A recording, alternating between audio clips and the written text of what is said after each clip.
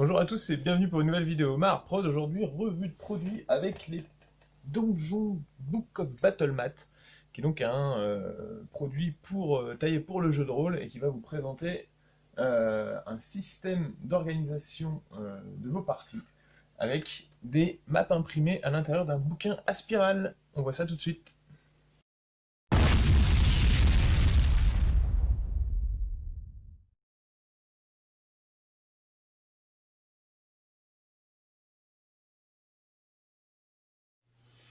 Alors, hop, on arrive sur un paquet comme ça, déjà à moitié ouvert parce qu'en fait c'était juste un scotch, bon bref.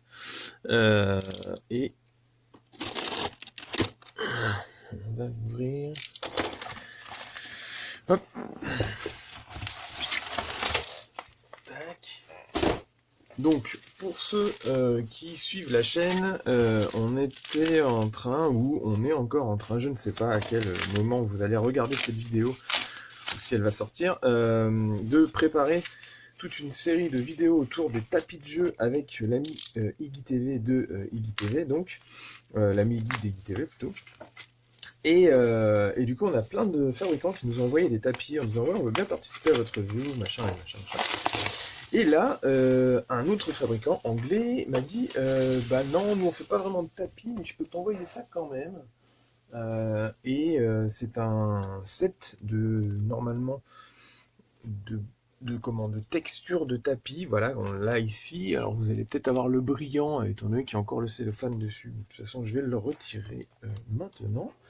Et donc c'est un bouquin qui normalement a reçu des prix.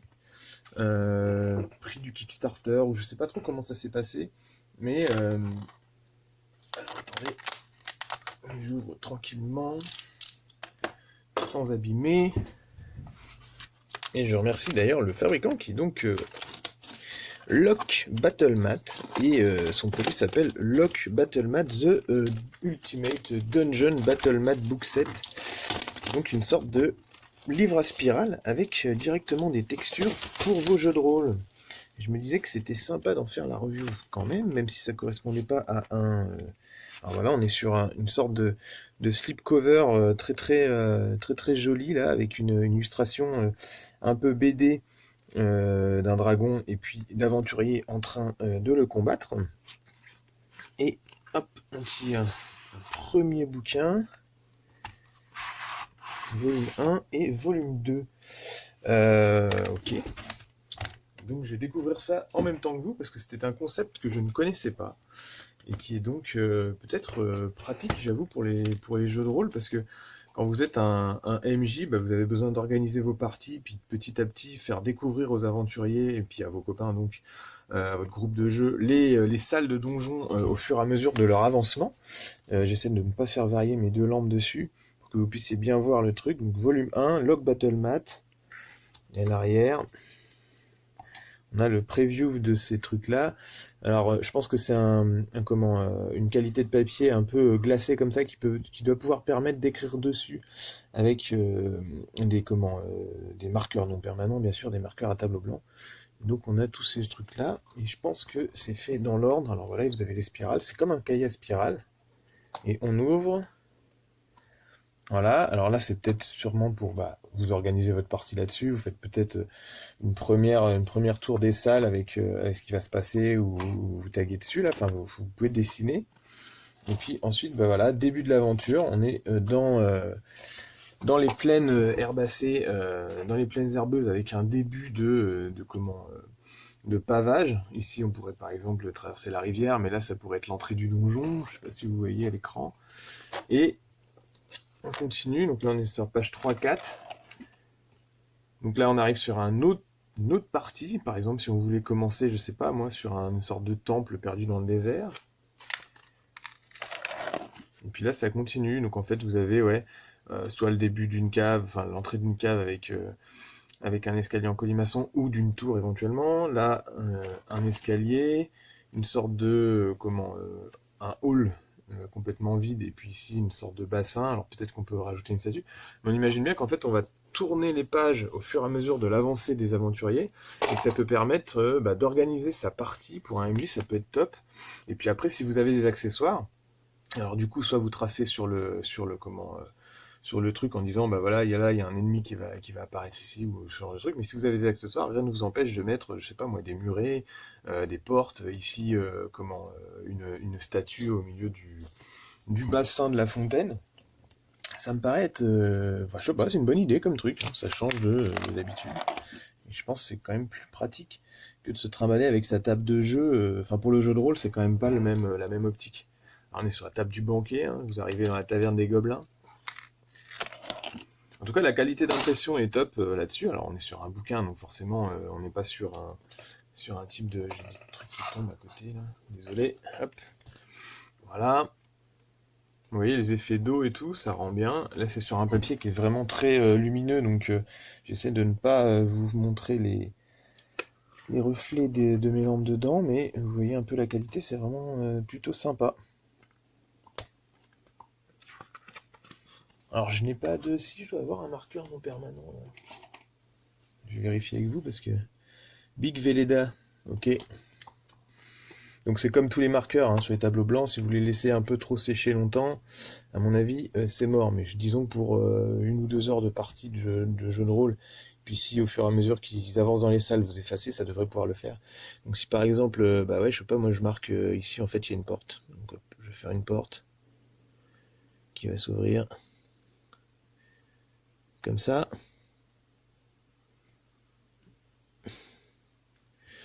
Et puis eux, ils arrivent, je sais pas, moi, ils arrivent par là, là. Et en fait, il y a un piège. Bon, après, c'est un peu con, hein, parce que du coup, là, ils le voient, hein. Ils sont avec moi, enfin, les joueurs sont avec moi en face de moi. Donc, du coup, voilà. Mais je peux leur dire, je sais pas, moi, je le dessine pas. Du coup, on efface.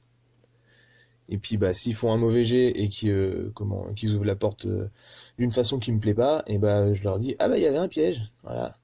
Donc, tu te prends dans la mouille. Bah non, je sais pas. Non, ça peut être vraiment sympa comme truc, je pense. Hop. Alors, pour ceux qui veulent le commander, on va pas aller jusqu'à la fin, comme ça va vous faire un spoiler, on va dire. Et puis vous découvrirez par vous-même. Par contre, on va quand même ouvrir le second volume pour voir ce que ça donne. Donc là, on est sur un autre visuel, avec plus les monstres qui peuvent composer une bande. Alors je sais pas, il y a une demi-orque, un homme bête, ce genre de truc, un petit gobelin à l'avant, pourquoi pas. Toujours la même double page un peu vierge au début pour dessiner ce que vous voulez dessus. Et là, on commence directement, bah, un peu encore sur la plaine, mais avec directement une tour ou un souterrain. Et puis ici, l'arrivée à la plage avec... ouais, ça peut être sympa. Et je pense que bien sûr, c'est la même échelle, donc vous pouvez très bien mettre les deux cartes l'une à côté de l'autre, les deux bouquins l'une à côté de l'autre pour pouvoir faire organiser votre truc. Là, on est sur un truc qui descend avec les ombres. Et tout de suite sur un gros donjon avec une statue déjà faite ici. Alors pareil, là, ils ont choisi de représenter la statue vue de haut, alors que sur le premier, ils avaient juste fait un emplacement au milieu du truc. Et après, si vous avez une statue, moi je ne sais pas, j'en ai une là, on va dire. Hop là!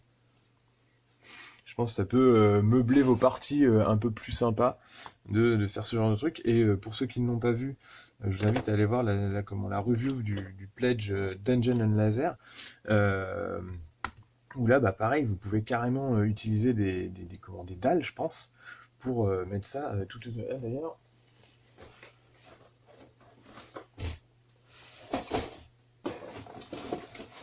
Bougez pas, on va voir directement si ça peut être à peu près la même échelle.